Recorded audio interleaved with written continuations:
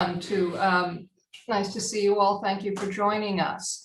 On behalf of Rutgers Law School and the Rutgers Center for Corporate Law and Governance, I welcome you to this webinar on the 10th anniversary of the United Nations Guiding Principles on Business and Human Rights, known as the UNGPs.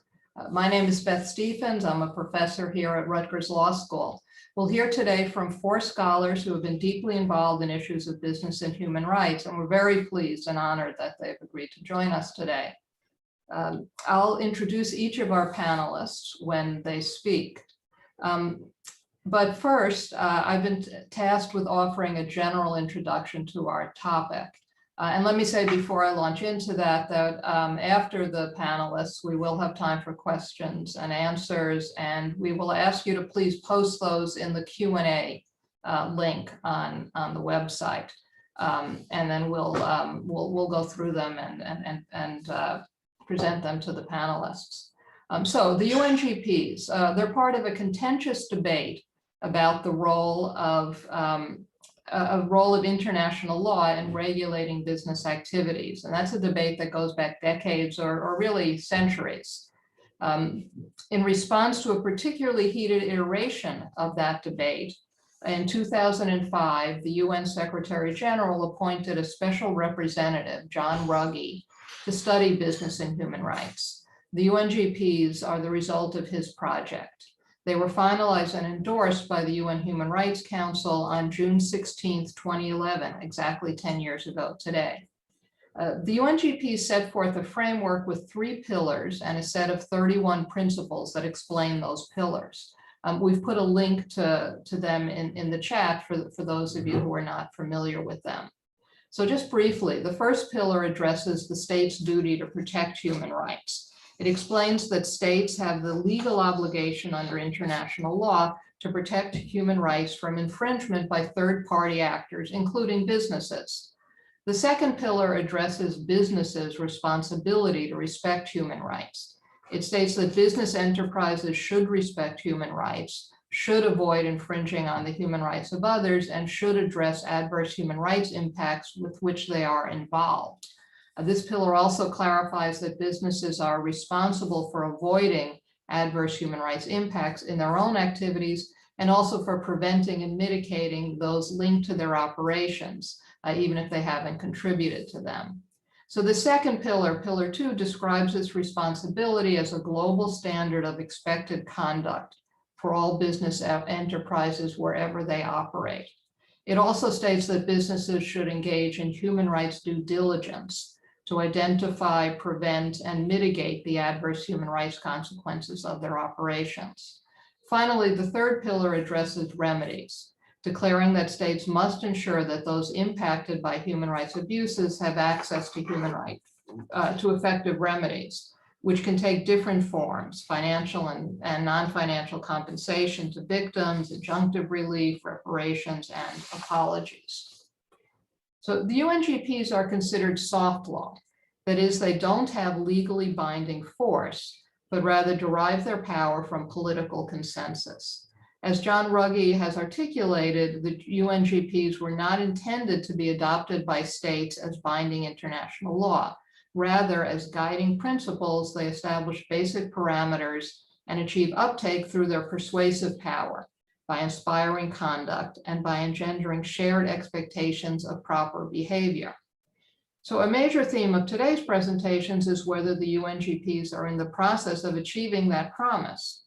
Put another way, are the UNGPs hardening into binding law through legislation, international agreements, case law, private contracts, or other mechanisms? And even if the UNGPs aren't becoming hard law, are they affecting human rights in other ways, impacting how the relevant players, businesses, states, civil society, unions operate? So with that introduction, we'll move on to our first speaker, Professor Anita Ramasastry. Great. So let me briefly introduce Anita, who is the Henry M. Jackson Endowed Professor of Law at the University of Washington School of Law and directs its Sustainable International Development Law graduate program. Since 2016, she has served on the United Nations Working Group on Business and Human Rights. and she's a founding co-editor-in-chief of the Business and Human Rights Journal. She's authored numerous scholarly articles and reports on business and human rights and in the related field of anti-corruption and human rights. So welcome, Professor Ramasastry. Thank you so much, Professor Stevens, and thank you to both you and Sarah and Rutgers for the invitation to be here with a great group of speakers today. And I really just want to pay a tribute on the 10th anniversary of the Guiding Principles to Professor Stevens, whose pioneering work relating to access to remedy for victims of corporate-related human rights abuses has been really influential in this field. So she really has helped shape the field, and her work, the article I often read and have my students read, Translating Philartica, is really just seminal. So thank you, Professor Stevens, for joining us today, because your work really has made this anniversary even possible. So I just want to reflect on the issue of kind of where we are as we see 10 years of the UN Guiding Principles. Have the Guiding Principles been a game changer in the area of business and human rights and in the bigger field of corporate accountability?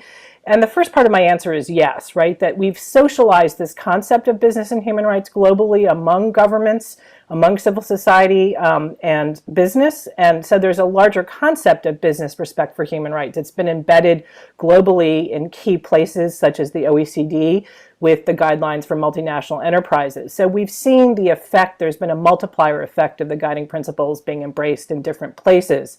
So in terms of the state action, which I want to focus on now, what have we seen? First, I'll point out, and you can see this on the Danish Institute for Human Rights website on global national action plans, is that we have 27 to 28 states that have so-called national action plans on business and human rights, and these really traverse the globe. Recent examples being Ukraine and Japan, for example. In all regions, Kenya, for example, in Africa, there are other national action plans under development, any number of places, Nigeria, Ghana, Tanzania. In the Middle East, in North Africa, we have Morocco, although the Middle East, I would say, is sort of falling behind in regions. But this means that there have been multi-stakeholder processes in many countries of the world, either concluded or actually in a second wave, or in process to develop localized, contextualized plans on business and human rights with governments making commitments. So that's important, but of course we have to say, well, what are those commitments? Are they quite top line? And really, have they made any impact? So, but again, what that shows us is there's been action. And of course, where we've seen, I think, unprecedented speed is in the area of legislation. And I think this is surprising to many, that we have actual laws and regulations that attempt to embed parts of the guiding principles into national law or regional instruments. And so we have, in common law jurisdictions in particular, a focus on modern slavery. We have California, we have the United Kingdom, we have Australia, Canada is looking at this as well, where you actually are focusing on one aspect of business and human rights, forced labor, modern slavery, and global supply chains. But as we see, especially with Australia's most recent law, is that there's modeling and use of the concept of human rights due diligence from the guiding principles. So it's sort of taking the guiding principles in human rights due diligence, but narrowing the scope of application. We have areas like trade enforcement in the European Union, now in Canada, Mexico, and the US, focusing on concept of human rights due diligence around forced labor of goods that are being imported. And so again, I think that's an important development. And then finally, I think the big one, which everyone is talking about, is this concept of mandatory human rights due diligence. We have countries in Europe, France, the Netherlands, very recently, right, hot off the press, Germany and Norway, introducing new legislation which attempts to take or embed Pillar 2 of the guiding principles and this concept of human rights due diligence and making that process mandatory for some, usually not all companies within a jurisdiction, maybe not going far enough down the supply chain, and often excluding or leaving out really robust access to remedy. So we have to recognize that there has been an unprecedented pace of taking part of the guiding principles and sort of moving it from this idea of normative expectation into hard law. And there's a recognition, I think, that the smart mix of the UN guiding principles, John Ruggie, crafted this term of states needing a smart mix of incentives and guidance and hard law, needs to be rebalanced, right? That the ingredients of the smart mix recipes changed. We now have more mandatory and less voluntary. But I want to just conclude by saying, yes, so there has been a change in the game, But as we look at this, it's necessary but not sufficient, right? So what do we get out of things like mandatory human rights due diligence? Well, much to be seen. At a minimum, I think it's a backstop against things going back, right? For things getting worse in terms of the policy environment and expectations of companies. But that's needed, but that's not enough, right? So, and I'm sure there are many participants who will likely disagree in the webinar today and say that things in terms of business and human rights are getting worse given current geopolitics. And that may be well true, but I just want to emphasize that mandatory human rights due diligence is necessary, but not sufficient to deal with the corporate accountability issue, especially when it's not a holistic approach, looking at remedy, looking at strong state action as part of those ingredients, right? The guiding principles have 3 pillars. So you'll hear, I think, from the other panelists about, other parts of the solution that we need as a larger ecosystem for corporate accountability. So what do we need to take away at this moment? The working group, and my colleague Surya is here as well, we've just launched a sort of stock-taking report that looks at these issues, and I'll put a link in the chat to that, looking at a decade of the guiding principles. I think it's a useful report to take a look at kind of many different strands and impacts. But what have we learned? As I've said just a moment ago, I think mandatory human rights due diligence is a necessary but not sufficient step forward. We've learned over the past decade that voluntary has not worked, right? That it's not enough to sort of allow companies to self-organize, that we need more, and we do need Pillar 1 in the states, and that we need to translate this idea of socialization into implementation, that it's not enough for people to understand what the guiding principles are, but there needs to be actual action, and we see this with national action plans, we see this in many different forms. But there's also many big challenges, right? When the perpetrator of human rights abuses is the state, for example, and we have any number of examples of that, how should and can companies respond absent sanctions, right? What does leverage mean when it's really the state that you have to push and it's not just your business partners and supply chains, right? When the state is the perpetrator. So we're learning about the limits of the guiding principles and leverage in terms of, other than exit, what choices do companies have in some very difficult geographic environments and markets today? And the working group has spoken on some of these issues in its own communications and actions. So I would say that is still a really big challenge. A second challenge is that not all sectors have been touched by the guiding principles.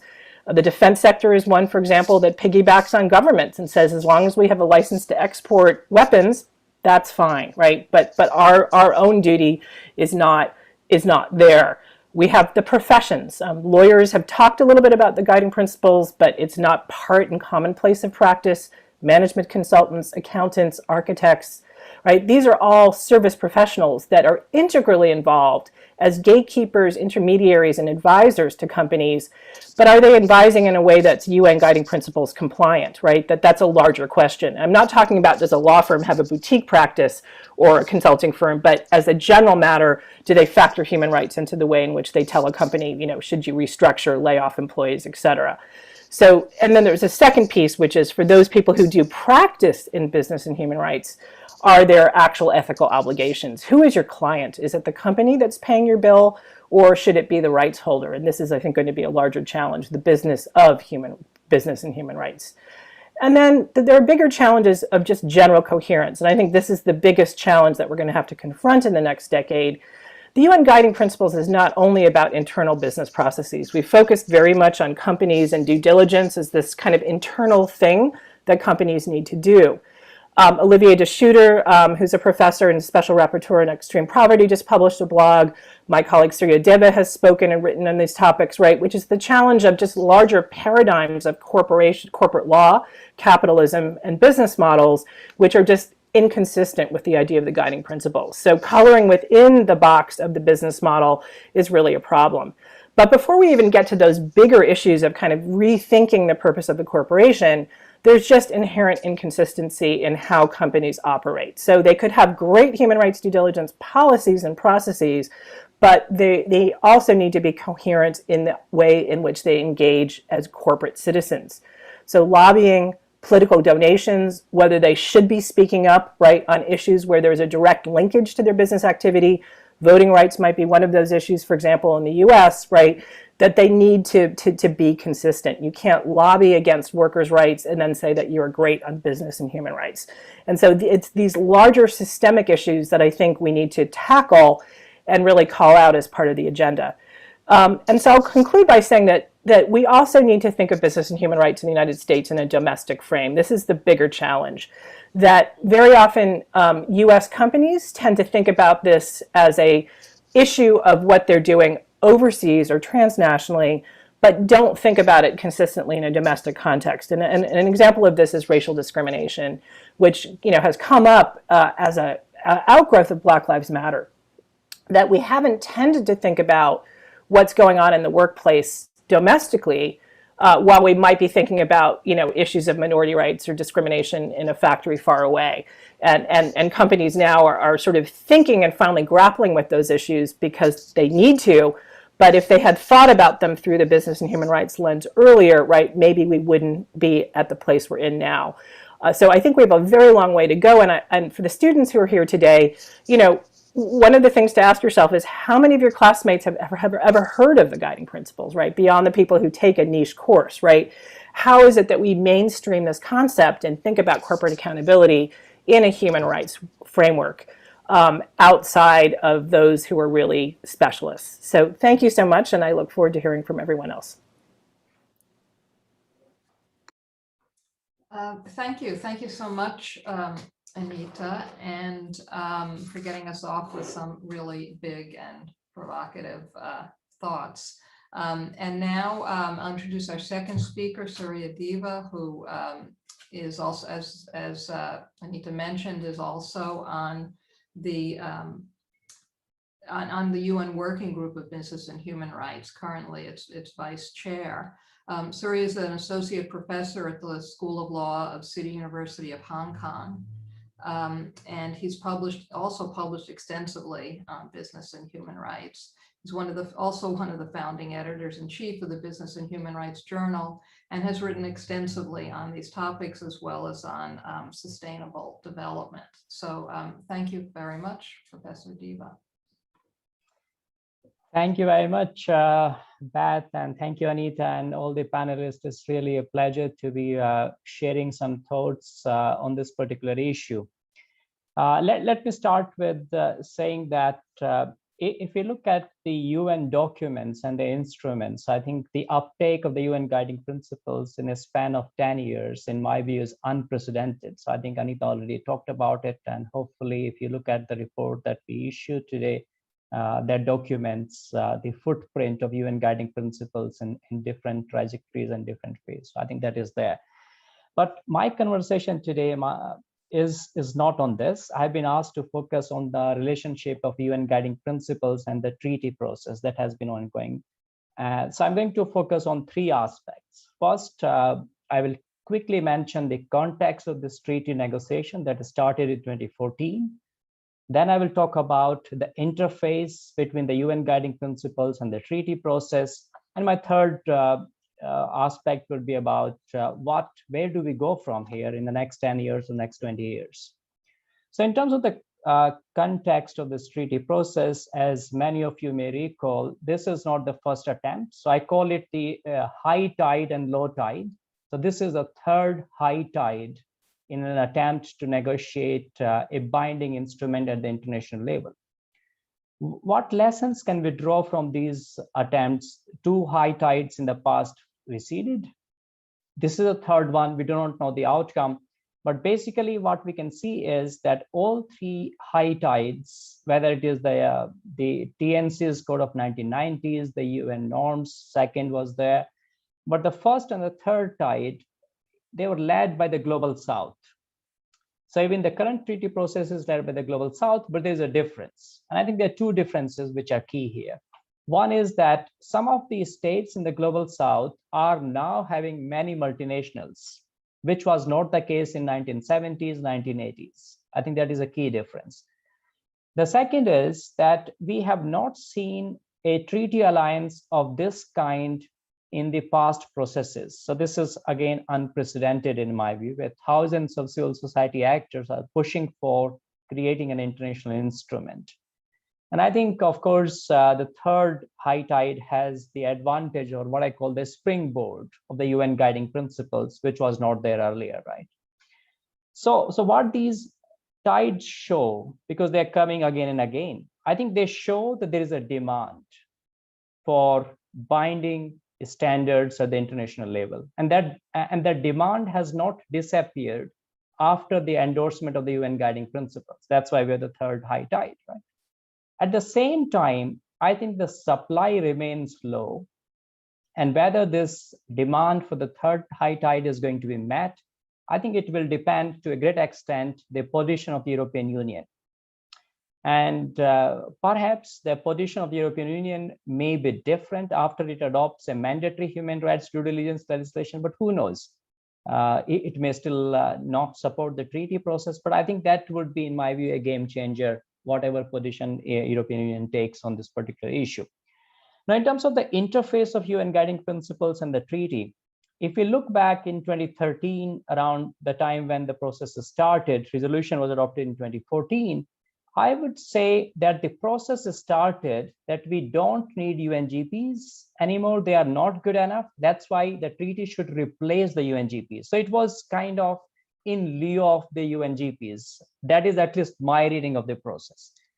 But over a period of time, I think the process has evolved from that to the original stage, to the situation where we can see a mutually complementary relationship between the two processes. UN guiding principles can be implemented and this treaty process can be there. So I think that is definitely the case.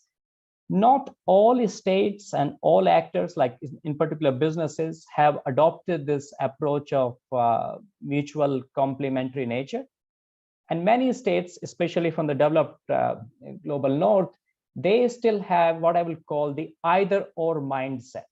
The either or mindset is that they are supporting the UNGPs and they are against the treaty, which to me is indefensible at a normative level, especially the treaty builds on UN guiding principles. So I think if you support the UNGPs, how can you oppose an instrument which is to a great extent is going to implement the UN guiding principles, right? On the other hand, if you're supporting the treaty, why should you oppose the UN guiding principles? So from my point of view, this kind of a either or mindset is problematic.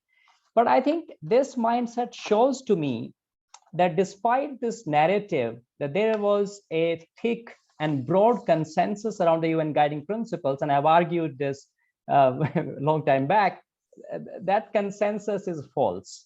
In my view, the consensus is not thick, it is wide, but thin and fragile. And I think that also explains why, despite significant political commitments, significant uptake, the real action is missing on the part of the states as well as businesses, because they want to support the idea, but they're not really doing what the UNGPs are asking them to do. What could be the complementary relationship of UN guiding principles and the treaty? I recently wrote a piece which will be out later this month as part of the Business and Human Rights special issue. And I articulate in that piece that there could be a basic complementary relationship and there could be an ambitious one. The basic complementary relationship would be that the treaty is merely a tool to implement the UN guiding principles. And some scholars have articulated this view who basically can't think of anything beyond UNGPs. For them, business and human rights equals to UNGPs, and there's nothing beyond.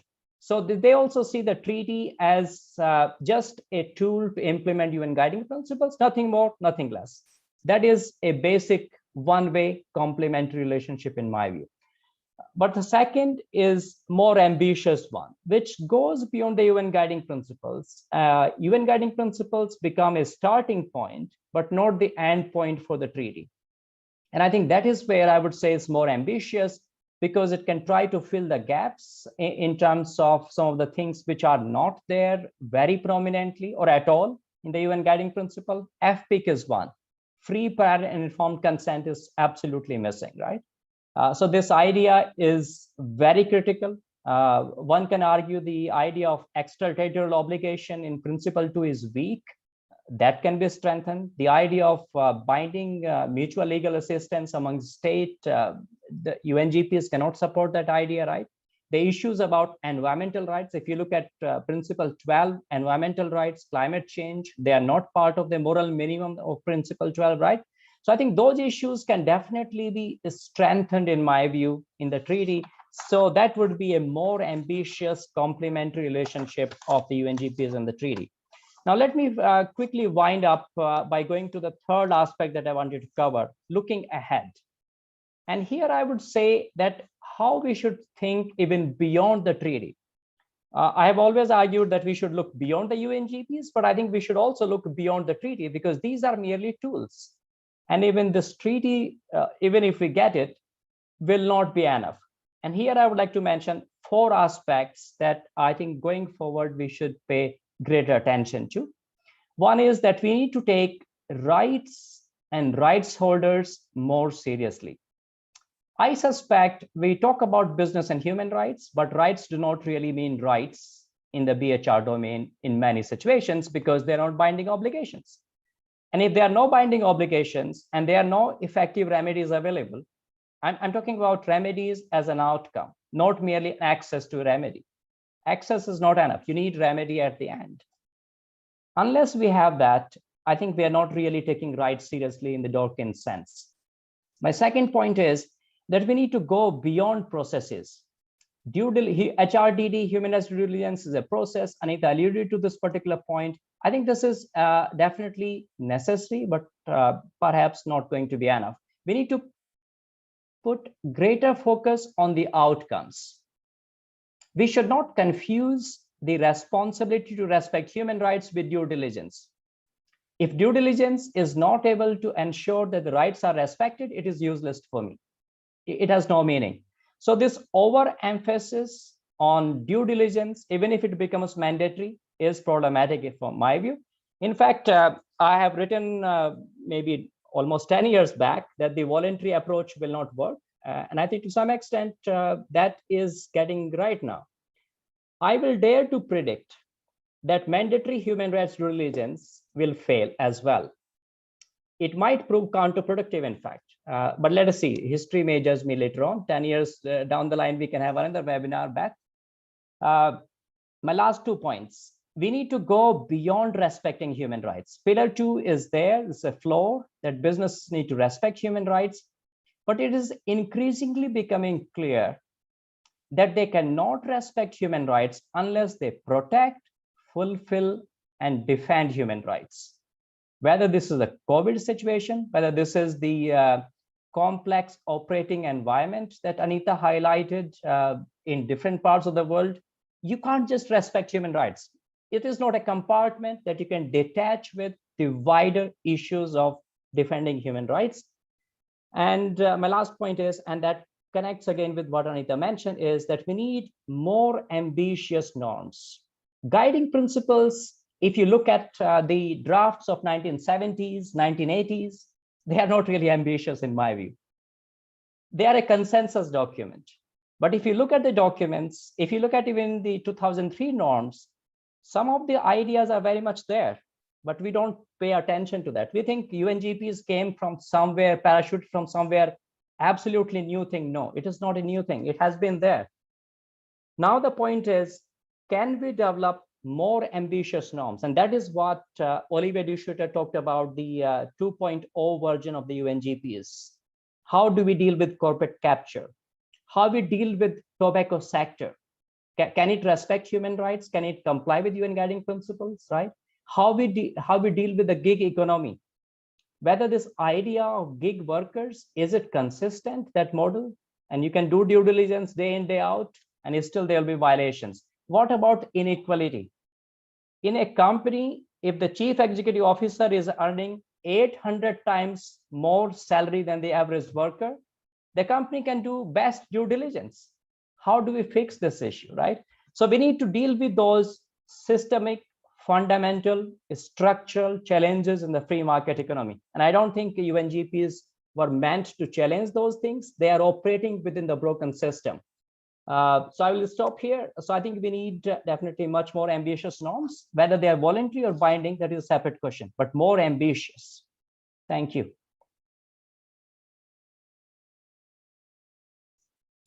Thank you, Surya. Thank you very much. And now our third speaker, Dr. Rachel Chambers, is a postdoctoral research associate in business and human rights at the University of Connecticut, where she researches and teaches on corporate accountability mechanisms, and she'll be joining the University of Connecticut School of Business faculty in the fall. She's co-director of the Teaching Business and Human Rights Forum, a network of individuals teaching business and human rights worldwide. Dr. Chambers' background is in legal practice. She worked as a barrister in England and Wales for nearly a decade before moving into academia. So welcome and thank you very much, Rachel. Thank you so much for the introduction, and thank you to the Rutgers Law School Center for Corporate Law and Governance. Thank you so much for inviting me today, Beth and Sarah. It's a pleasure to be speaking about litigation on a panel with authors of the seminal scholarship in the field, as Anita said. So I will confine my remarks today to home state litigation. That's what I will speak about. Have innovations occurred in litigation, home state litigation between private parties as a result of the guiding principles? So of course, I'm talking about situation where in a multinational group of companies, litigation is brought in the state where the parent company is a corporate national. This is not to say that there isn't an important role for host state litigation, so litigation where the harm occurs, but that's not so much my area of expertise. So in terms of what I'll cover today in my sort of 10 minutes, I'm going to talk about briefly how litigation fits in the guiding principles framework. I'll give you a broad brush, very broad brush sort of summary of trends in home state litigation. And then I'm going to connect those trends to the guiding principles or ask if those connections are there. And lastly, look to future developments. So in terms of firstly, how litigation fits within the guiding principles framework. The state obligation that is the foundational principle of the third pillar of the guiding principles is to provide access to effective remedy where abuses occur in the state's territory or jurisdiction, but what about the cross-border cases, which really are emblematic of the issues that we see in business and human rights cases, and where the harm is occurring overseas in a different country.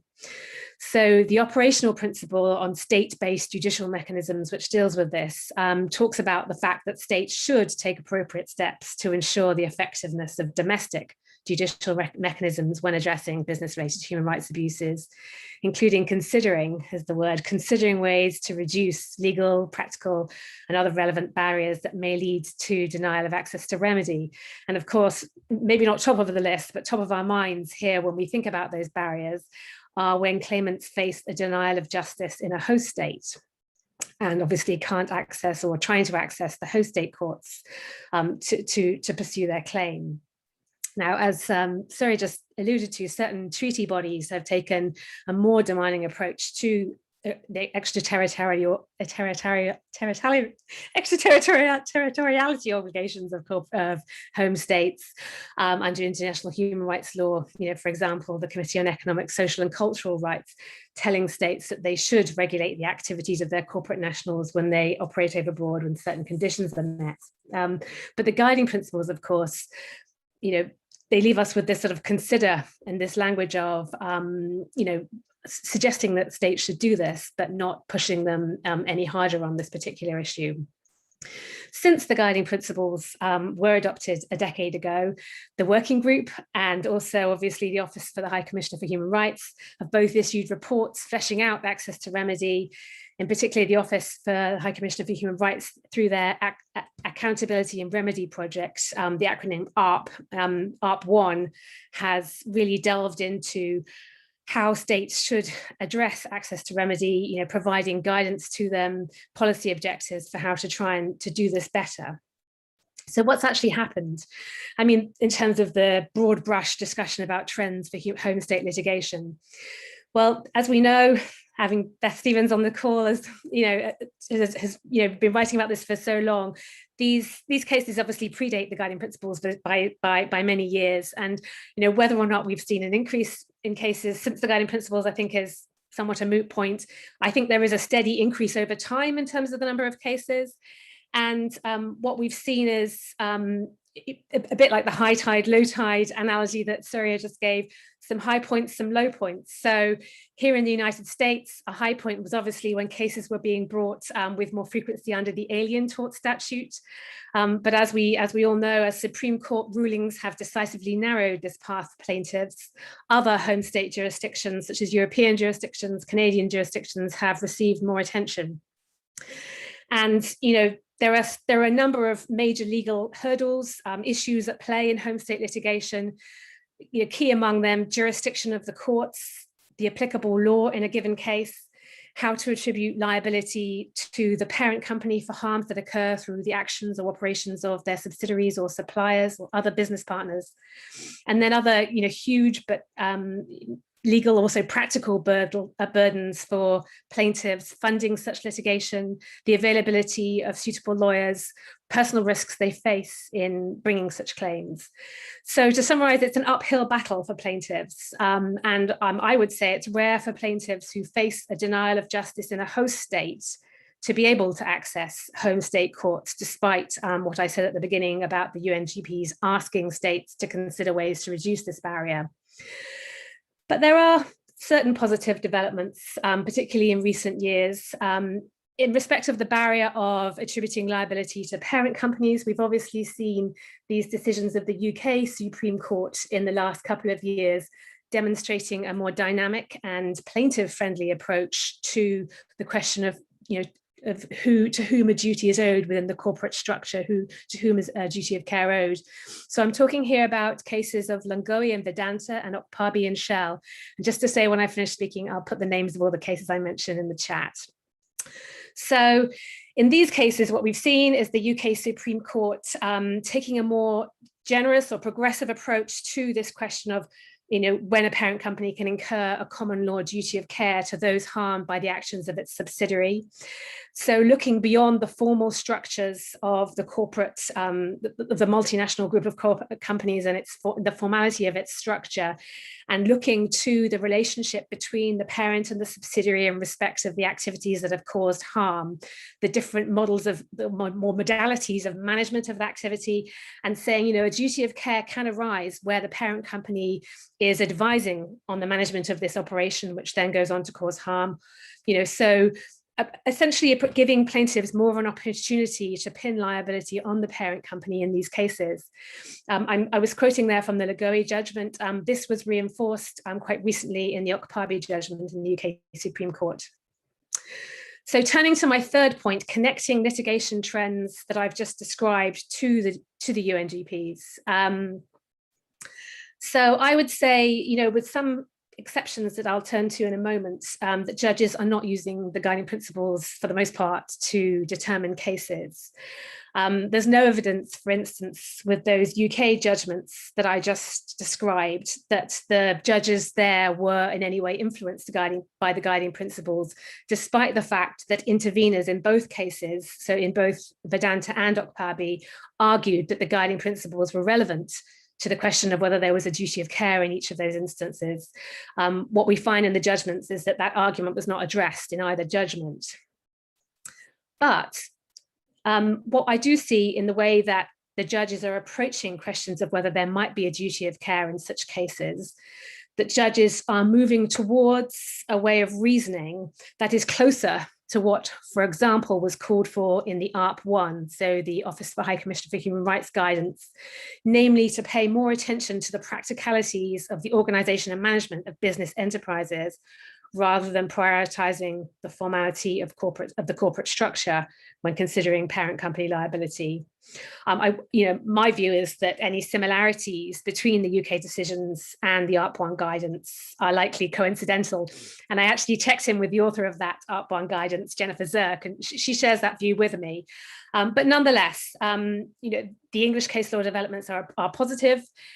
And as I mentioned before, we do see these limited examples of the guiding principles being used in certain judgments, and also being used by interveners in the way I just described in Vedanta and Okpabi to support a case for a duty of care being imposed. So, for example, in 3 Canadian cases, we've seen the guiding principles being cited and argued as the basis for a duty of care.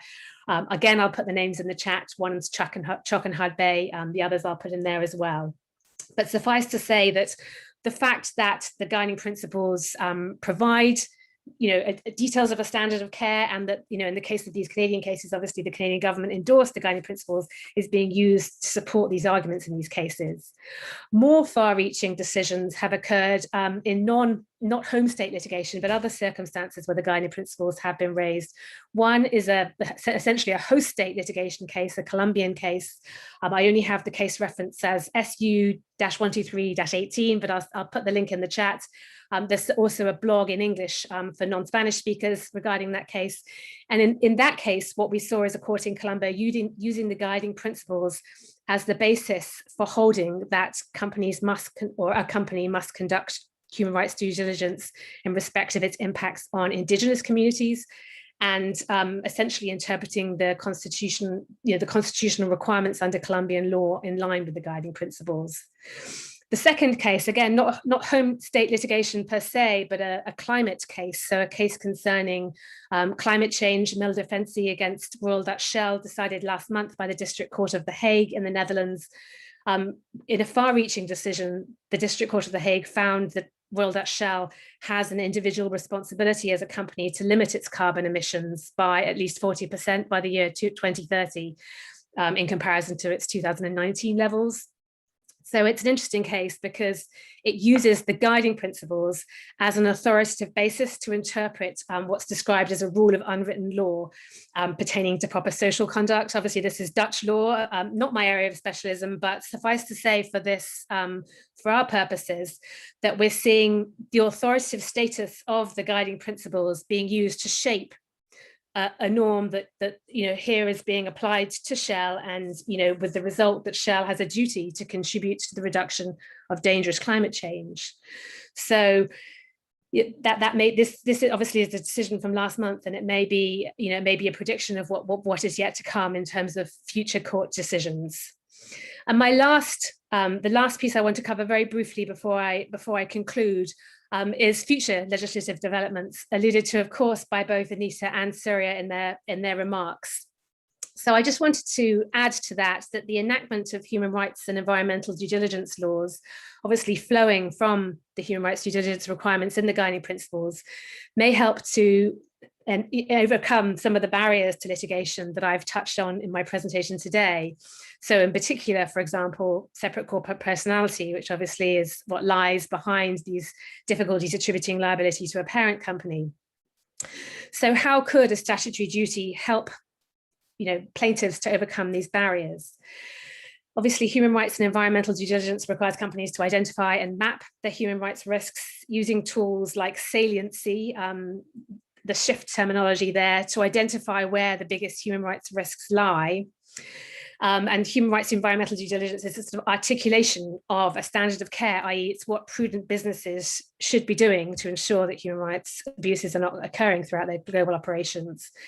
And in doing so, companies are, perhaps prevented from being in a position where they essentially try and distance themselves from the operations of their global affiliates, precisely to try and avoid the kind of liability that I have discussed today. So this liability based on their management of the relevant operations or their involvement in that management, the operations that have caused harm.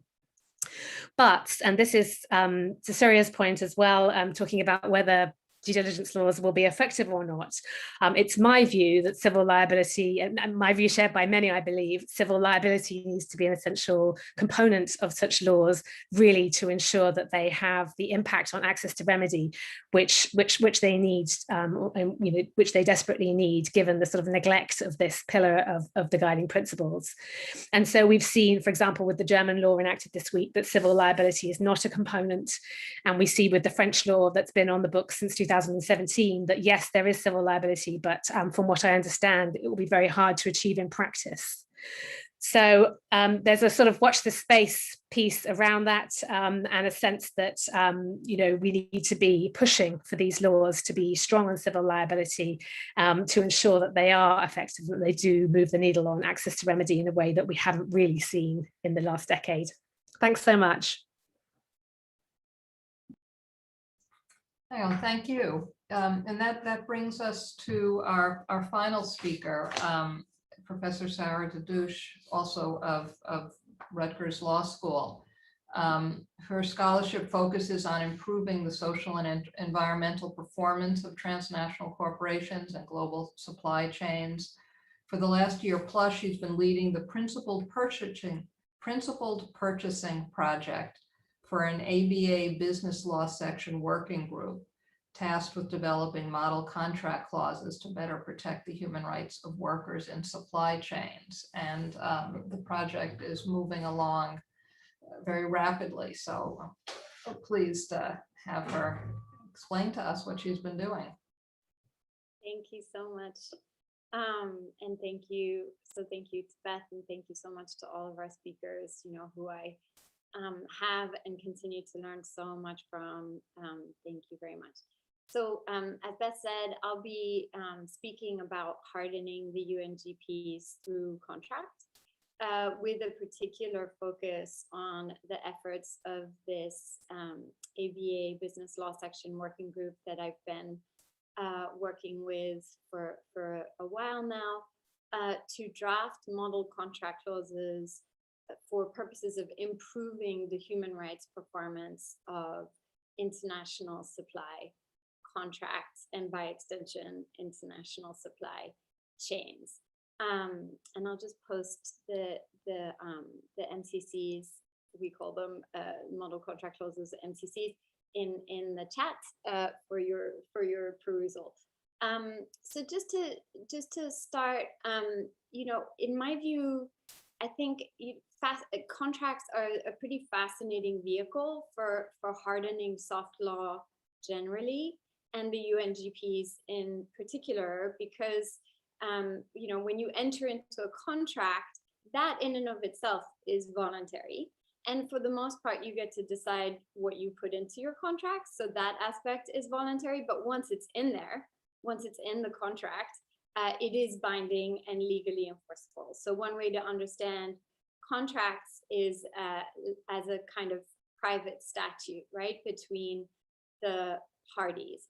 And so contracts kind of as a technology, I suppose, make it possible to enforce soft law norms, to harden soft law norms, and then enforce them if they are breached. And that was really a key starting point for the ABA working group, is that this understanding that contracts can take these soft voluntary commitments and policies that many businesses, right, a great many businesses have, most often posted on their website, very often not doing very much work beyond signaling that the company is committed to doing good without actually holding them to that.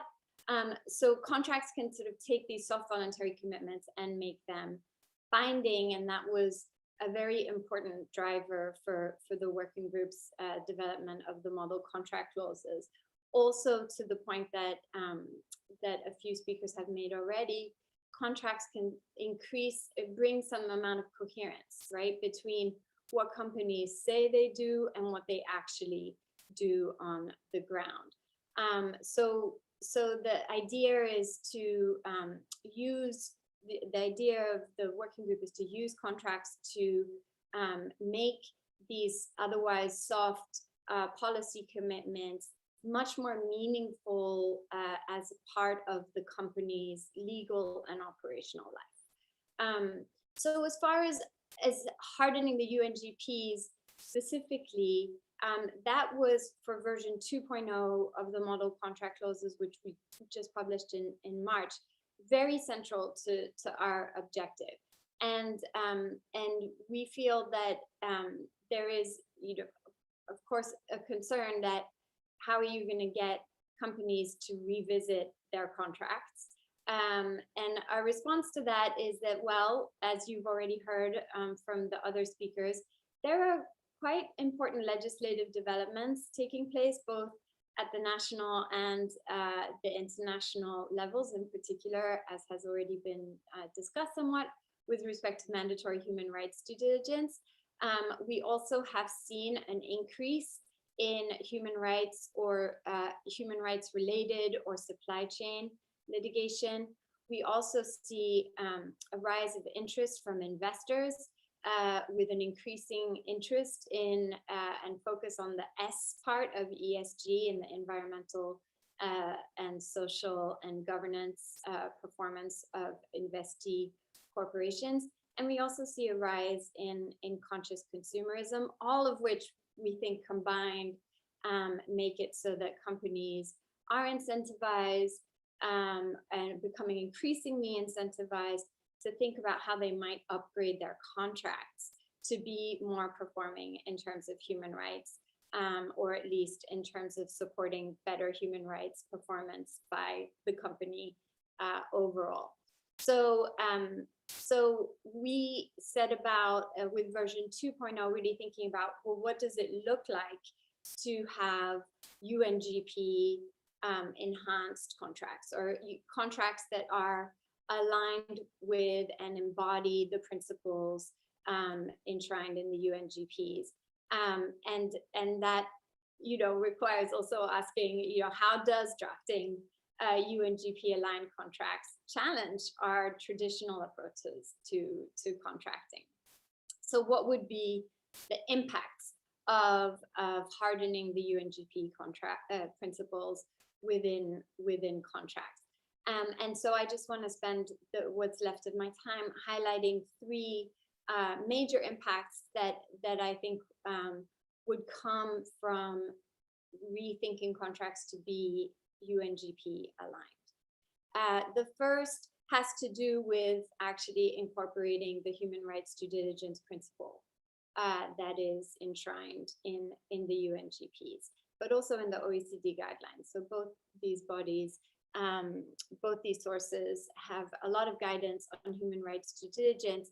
And that, as you've already heard, but just to go a little bit deeper, requires companies to carry out a deep dive into their supply chain to identify any human rights risks that might be present there, in particular the most severe ones, to prevent those risks from materializing, and to take measures to mitigate those risks so that they don't materialize.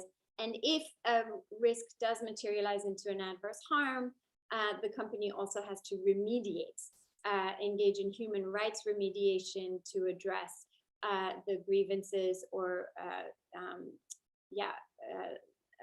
suffering incurred by the victims. So, so just at the outset, human rights due diligence is something that really changes the way that we understand commercial relationships and commercial contracts, because you're looking, if you are doing human rights due diligence, you're looking throughout your supply chain, not just the first tier of the supply chain. You're doing it on an ongoing basis. It's not just to tick the box like a traditional, in contracts, you would have a representation and warranty saying something like, we are in compliance with the buyer's human rights policy. This is a fundamentally different approach if you go with the human rights due diligence framework, because it is ongoing, it is process-based, but it is, and the last piece of it is that it is also intended to be very much from the perspective and with the continuous engagement with stakeholders. So there is, that's a very different way of understanding commercial contracts and commercial relationships. And in the model contract clauses, I think the first clause is in fact one that is requiring both parties to the contract to engage in human rights due diligence that is UNGP aligned. And this, again, instead of the traditional representations and warranties, which is kind of basically asking a supplier, for the most part, it's the supplier that would say, I'm in compliance with the buyer's human rights policies, to just say something that they may know is not true, or that is very hard to remain true, even if it is true at the time the contract is entered into. So that's one big impact of UNGPing contracts, is adding the human rights due diligence perspective. The other one is adding a shared responsibility perspective. So the UNGPs really adopt a shared responsibility approach to respecting human rights. They make businesses responsible for addressing any human rights issues that they directly cause, which we would expect, but also issues that they contributed to or that they are linked to through their business relationships. So that's a real, big change in terms of how we understand and embed commercial contracts and commercial relationships in the context of social responsibility. It really opens up, it creates openings for dimensions that we wouldn't usually consider in commercial relationships, including the relational dynamics between the parties, how the buyer behaves, the kinds of purchasing practices that the buyer engages in, and how cooperative the relationship is between buyers and suppliers. So for this, we actually have in the MCCs, we have a section specifically pertaining to purchaser-buyer responsibility. They have to engage in responsible purchasing practices. We would want for them to determine pricing in such a way that at least covers the cost of production, the cost of sustainable production or responsible business practices production. It also makes requirements of how the buyer goes about modifying its orders, making changes, and also, and this is particularly relevant in the context of COVID, how the buyer goes about exiting the contract if conditions for the buyer change. All of these on the understanding that how the buyer behaves in this context has a big impact on the human rights performance of the contract. So this is another impact of incorporating the UNGPs into commercial contracting. And the third impact pertains to remediation. So in traditional contracts, we see if there is a breach, we see remedies, typically financial or monetary, flow between the parties.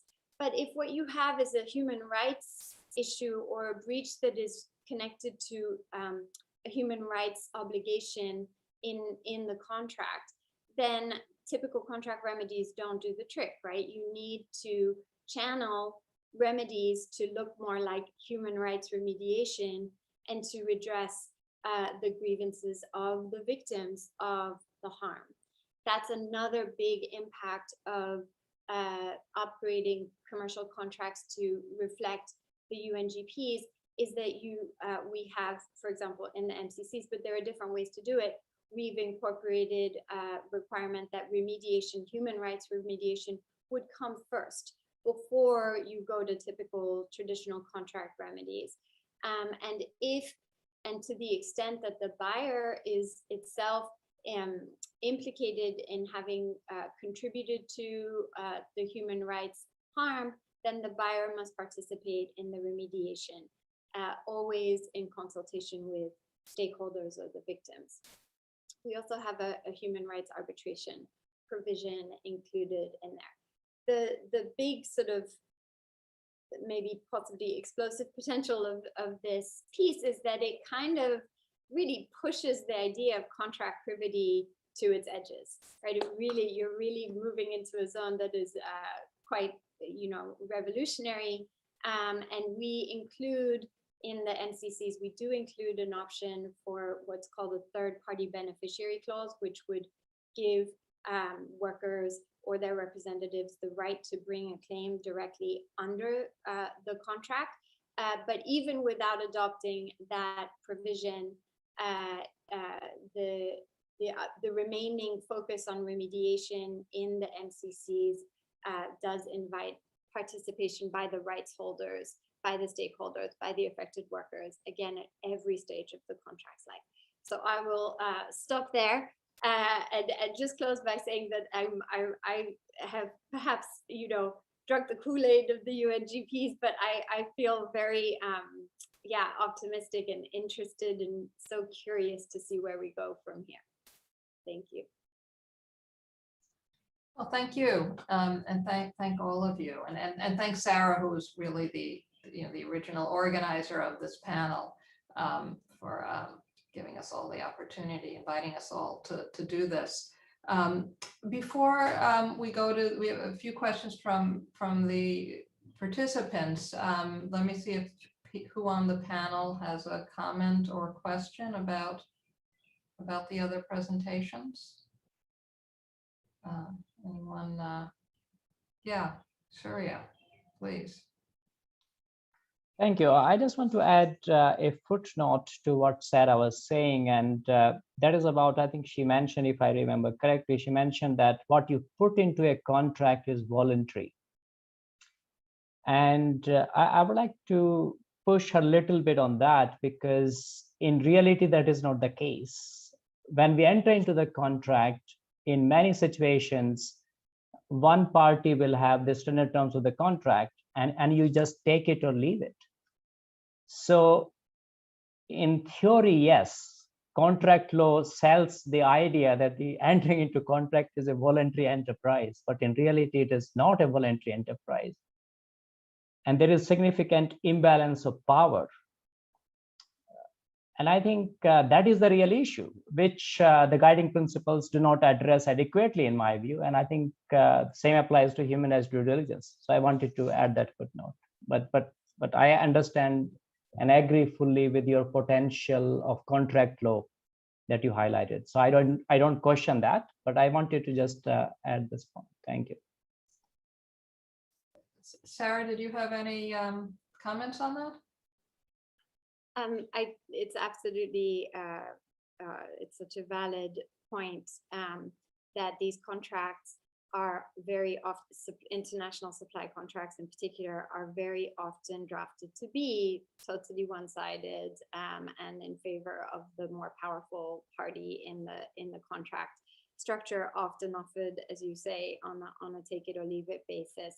Our hope is that the contracts, because of the increasing attention and scrutiny that is being paid to global supply chains through all these different mechanisms that we've discussed, that there will be an incentive on behalf of the more powerful party to improve the human rights performance of their contract. But also relatedly, the idea of the MCCs, part of the idea of the MCCs is that they can also be used by suppliers. It's not just a tool for the more powerful party, and to the extent that weaker parties can also sort of come together to, as has happened around COVID, to object to the ways in which oftentimes commercial relationships work against them with developed or rich country buyers. That could also deepen their own leverage to bring clauses like the MCCs into the contract, to make these more negotiated instruments. But absolutely take your point.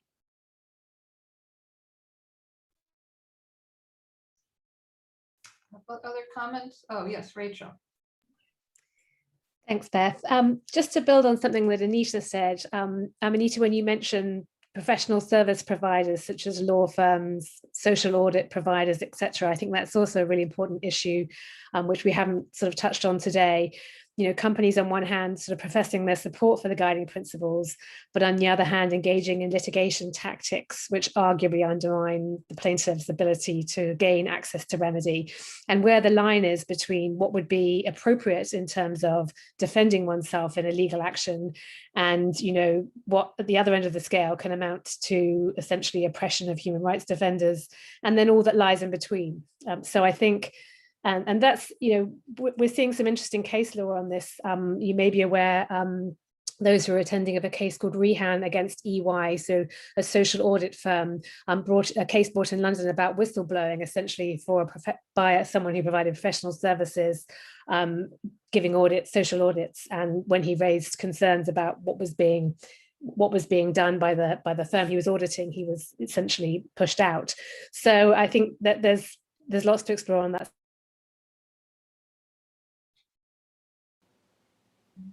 Thank you. Beth, I'll just jump in, just a couple of reflections. So thank you for that, Rachel, that important point, and also pointing out social audit firms. And I just want to say there's sort of three categories of things we need to look at with professional service providers.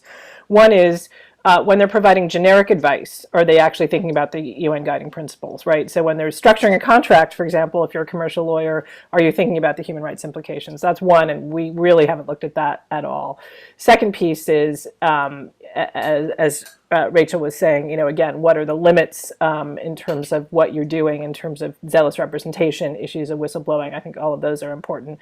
And the third is just really the boundaries of client and the idea of the incentives to please the company because they're paying your bills and the ultimate rights holders. And we've seen this in the area of development aid and consulting firms for a long time. And so I think, again, we're going to really have to look hard at ethical obligations in this space.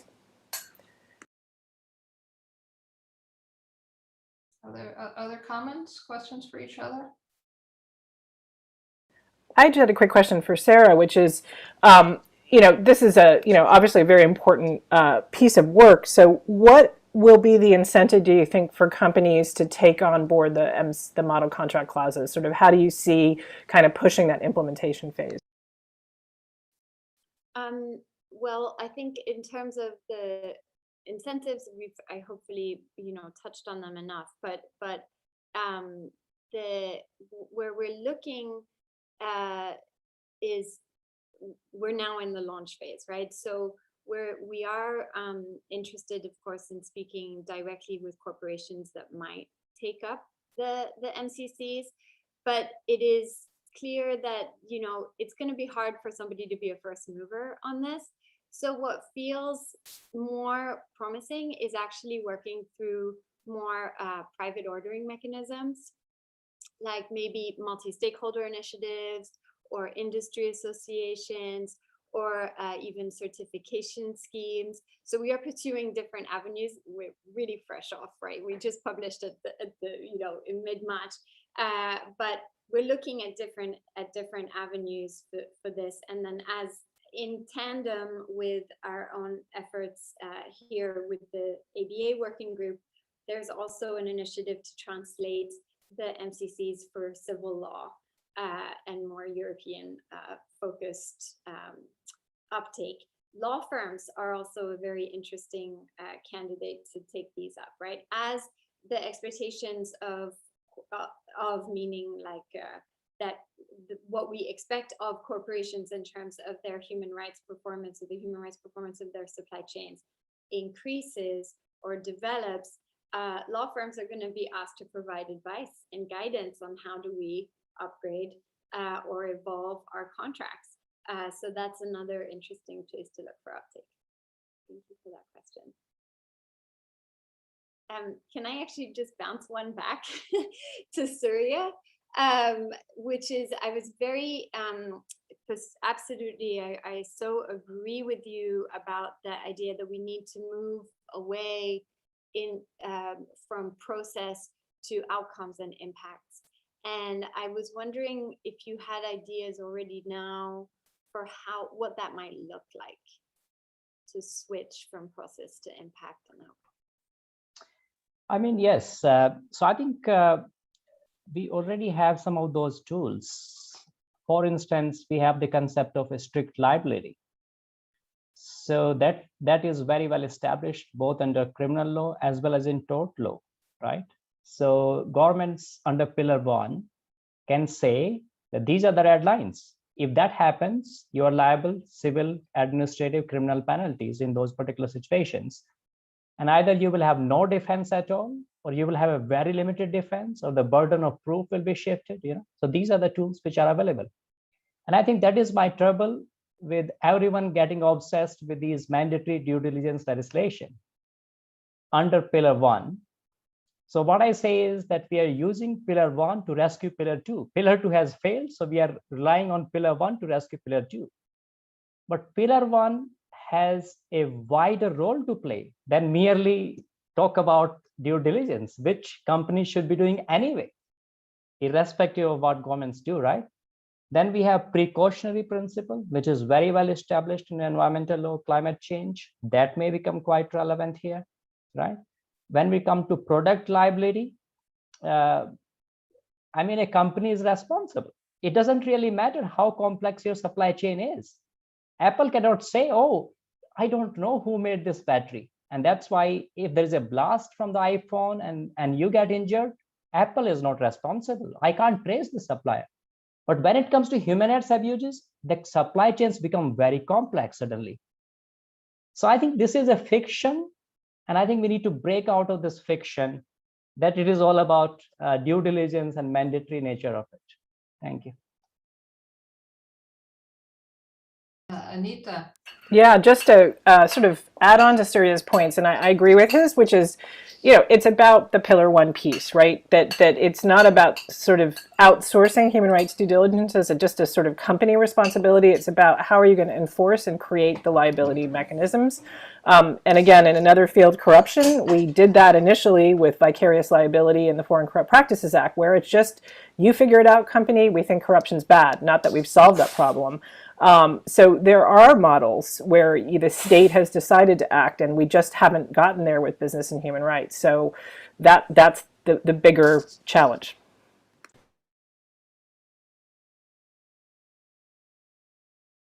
Excuse me. So let me, we've touched on some of the questions that we've got in the Q&A and also in the chat, but I mean, a couple of them raise the question of how this is going to happen. One in the chat about the difficulties of regulating multinational corporations, ending with the question, will we see the guiding principles transform into hard international law? Another question we got was this, where should the ambitious norms come from? Which I think is, may start with who's drafting them, academic, international organizations, NGOs, but I think ends up with who's gonna actually turn them into hard law, or how that's gonna happen. We heard both Surya and Anita suggest that we need to do something to the capitalist system. I don't know what the verb there would be, overturn or just transform or amend. But I mean, and I guess Sarah has offered us one option to to put through contract law, and due diligence is another one, but as we've heard, both of those require corporations to somehow be pressured into changing their way. So I think you've all touched on this to some extent in your talks, but I think I would ask if there are a few other thoughts now on having talked about some of the limitations of this approach that Ruggie, this process that I was really struck when I wrote my introduction, to go back to what Ruggie was saying about this, that is guiding principles. They achieve uptake through their persuasive power and inspiration and engendering shared expectations. If for those of us who are skeptical about that happening, what do we see as possible ways forward?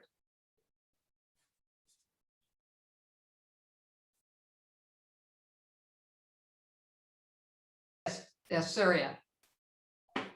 I can start with a brief comment, Beth, to that question. I can see that we cannot rely too much on states. I think we should definitely try to, what I would say, make political will, build political will for states to be more robust in terms of implementing and protecting human rights. And I think that's where the BHR agenda should be part of political processes. It should be part of the election manifesto, in my view. So I think that is definitely one thing that I would like to see more and more happening in future, right? So the elections are contested on this explicit mandate, what a particular party, if it is elected, will do or will not do on these BHR issues.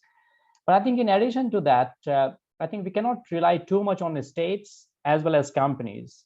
In fact, if you look at the last 10 years, which actor has pushed the agenda most? In my civil society. The mandatory due diligence in Europe is not because the states suddenly change their mind and realize, oh, so it's a great thing, let us do it. No, I think they have been pushed by civil society tremendously. But there is no pillar for civil society in the UNGPs, right? And I think so in my view, more ambitious norms can come from non-state actors. So all of us have a role to play in that. And then those norms which are ambitious could be implemented also through non-state-based mechanisms. So it's not either or. We try to recover the state, build political will, but we also develop more ambitious norms rather than waiting for something to be done by the Human Rights Council or General Assembly or some treaty negotiated. Thank you. Yeah, Anita? Just to pick up just one point, and I think Tyler Giannini and others at Harvard have put a proposal that they're calling the fourth pillar, right, which is just focusing again on the role of civil society as this key actor that is missing. So just another point to reinforce Surya's. Okay, so we have a question. Surya, did you have another comment? No, hand is still up. We have a question that goes to this in some ways in our Q&A from Sarah Sack, that there's not such, I'm just going to try to paraphrase it, that there's not such a bright line between mandatory and voluntary, and in particular, as an example, the recent Dutch case where the courts relied on international soft law. And that's happened as well in domestic litigation in Canada. Voluntary action by business from civil society.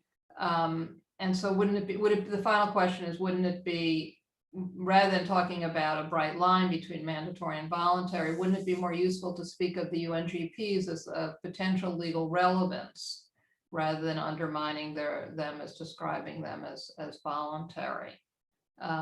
Any thoughts or reactions to that?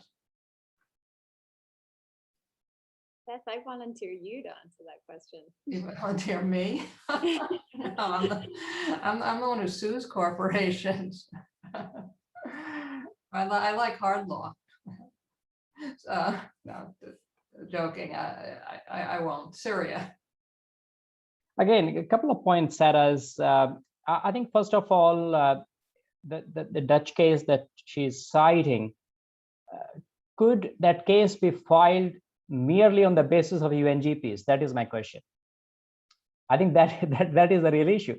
So the basis of that litigation, the real crux of that litigation is not UNGPs. To enter the court, you need something else.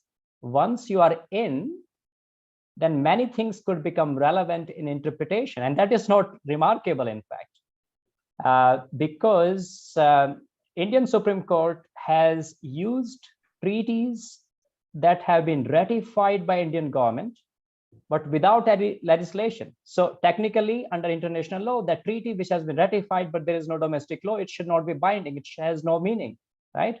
But Indian Supreme Court picked that treaty to interpret something and create some guidelines. So it has happened so many situations. In the global south, there are perhaps more ambitious courts interpreting soft law, turning soft law into hard law. So I don't think we are suggesting there is any hard distinction between voluntary and binding. But what is increasingly becoming clear, that the voluntary approaches are failing miserably. That is the 10 years of experience. I mean, it has been known before, but now it is getting reinforced, in my view. But that is not to suggest that the law will fix everything. No, because laws will never fix everything. You need them, but you also need perhaps more ambitious voluntary standards where they can go beyond the law. Thank you. Thank you. Other comments on that?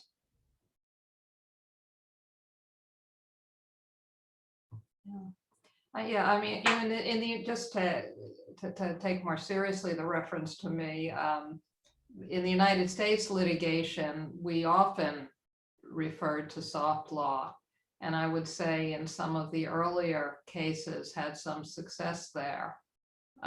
This is, or we would deny that it was soft law. Let me say that. Soft law doesn't have a very good ring in US law. It's either law or it's not. But I think that as there's been more pushback for quite some time now, for 20 years now, and judges are asking to see, is this binding, or is it just some, as the cynics would say, is this just some judge saying what they think the law should be? But so enforceability has of non-mandatory is difficult in my experience. Yes, Sarah. Yeah, I'm articulating this as I say it, but what I think Sarah's point is so important, that the UNGPs aren't happening in a vacuum, and that that they have many ripple effects beyond the hard law domain or the courtroom domain. Like there is such a, I mean, everybody has acknowledged this, that the uptake of the UNGPs, or the principles contained in the UNGPs, is pretty unprecedented and has shifted the way that we understand, even if it hasn't shifted the way that we enforce corporations' responsibility to behave in a certain way. And from our perspective, as launching this sort of hybrid initiative of the contracts, just thinking about who we're going to talk about the launch of these things it's in it of itself a very strong indication of who the norm setters are beyond the legislature and the courtroom. Thanks. Anita wanted to respond to a question. Anita, why don't you just paraphrase the question? Yeah, no, Chip Pitts, I think Secretary of State Blinken in the U.S. issued a 10th anniversary of Guiding Principles statement today with strong support and a commitment to revise the National Action Plan and move forward. Chip was asking, well, what about the treaty, mandatory due diligence, et cetera? Can we accelerate those? I think this is the biggest challenge, right? That modern slavery and forced labor regulation has worked because I think bipartisan support exists. When we're broadening it to this issue of business and human rights, I think we have a very long way to go with respect to mandatory human rights due diligence, both because of, and on treaty as well, just because of the U.S.'s, I think, challenge with multilateralism and human rights treaties more broadly. And Beth, you probably have a great perspective on this. So I think we need to keep pushing, but I think there's going to be, we first have to socialize these concepts within the U.S. political sphere much more. That we're not talking about the EU directive at all within the U.S. government. But a second piece is, I know that Rachel has been writing, so I was going to toss it to her about a potential FCPA for business or for human rights, corporate human rights abuses. So Rachel, your thoughts? Yeah, so this is certainly a proposal that's been put on the table by ICAR, International Corporate Accountability Roundtable, and it's ambitious, and as Anita rightly says, I think in the US context, but nonetheless it builds on the perceived success of the Foreign Corrupt Practices Act, and obviously does in some ways what we've identified the problem with the due diligence laws that are currently being discussed in Europe. It addresses some of those problems because it is a substantive liability model like the Foreign Corrupt Practices Act, i.e. that for serious human rights violations overseas, companies would be liable, and that then the due diligence they put in place essentially would form part of a defense or a plea bargaining to show that they had done their best to prevent this from happening. So the draft law, I don't know if that's available on the ICAR website, but I can certainly put a link to a blog on this subject within the chat. And just one last point while I'm on, to Surya's point about, elections being fought on this, on this very political question. It reminded me that in the UK election in 2019, the two left-wing parties, the Labour Party and the Liberal Democrats, which is a smaller party, both had on their manifesto human rights due diligence laws. Whether they are of the kind of strong type that we've been sort of advocating for in this context, I don't know. But suffice to say that it is happening. But yeah, I agree with Anita that here in the US, it feels a rather distant prospect at this time. Thanks. So we just have a few minutes left. Anita, did you want to respond to one other question in the chat? And then Sarah? No. Anita, no. Not from my side. Okay, Sarah. I actually wanted to ask Anita a question. People are, and I know you've been thinking about this too, talking about how in the US, the conversation around mandatory human rights due diligence is more unfolding in the context of investors, the possibility of SEC, new SEC non-financial disclosure requirements and things like this. And so I wanted to invite you to share.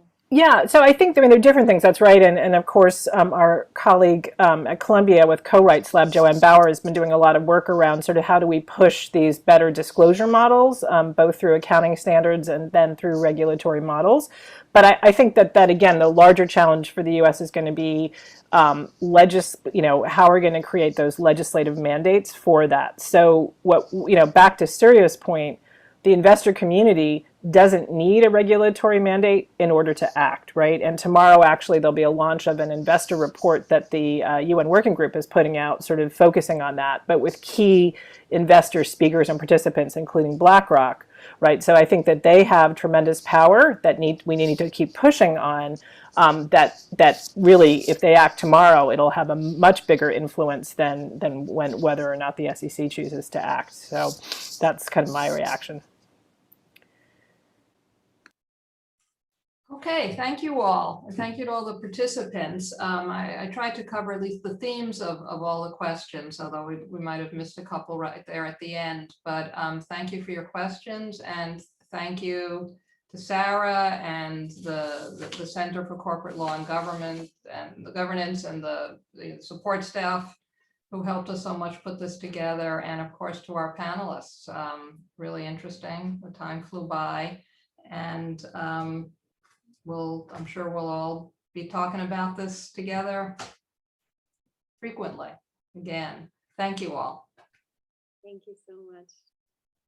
Thank you, everyone. Bye-bye for now.